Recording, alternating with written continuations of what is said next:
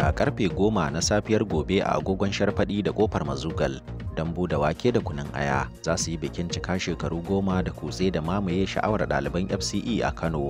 Dambun da ke jagorancin kutsen ya shaida wa Hausa Guy cewa yana ci gaba da ƙoƙarin samaman ganin ya mallake zukatan ɗalibai a Jami'ar Bayero da ke Kano. Duk da dai aikinsu ne, amma hukumar tsaro na DSS da na 'yan sanda a Najeriya reshen jihar Kano na ci gaba da amsan takwicin godiya da jinjina daga 'yan kasar.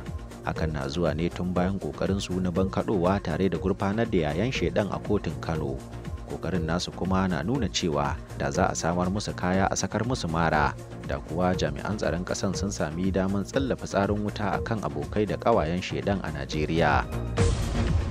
Masu shirya fina-finai sun buƙaci majalisar haɗaka a Najeriya da ta shiga tsakaninsu da mutane masu jera dogayen status a WhatsApp, Instagram da kuma Facebook.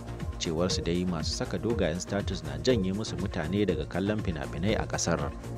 Binciken ƙwararrun masu sana'ar ɗauke-ɗauke na hoto a majalisa ya bayyana cewa ƙarfin aikin alawi da girman turancin Ahmad Lawal yana ba da gudunmuwa wajen hana bacci a zauren majalisa. Nan gaba kuma Hausa Guy zan fara fidda jerin masu kai kuduri da masu nuna ƙwarewan telansu a zauren majalisa.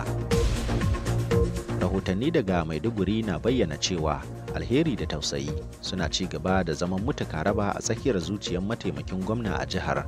Jami'an Hausa Guy na ɓoye sun gano Umar Usman Kadafur a matsayin mai wakiltar matasan ƙasa a ɓangaren amana da iya siyasa.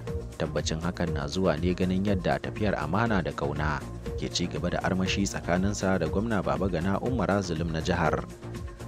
Shugaban masu goyawa wankan gayu maza da mata baya ya sanar da kawo sabbin yaduka da shadda don ango da amarya, ko kuma masu buƙatar wankan shiga abokai da abokan aiki, ko ta waya ko ta manhajar TikTok. Ku tuntuɓi Bilal Aliyu Ribado don fidda kunya. Yau dai jami'in kula da kwalaman nawa ya tafi yajin aiki, don haka bari na bakku a nan na tafi neman sulhu.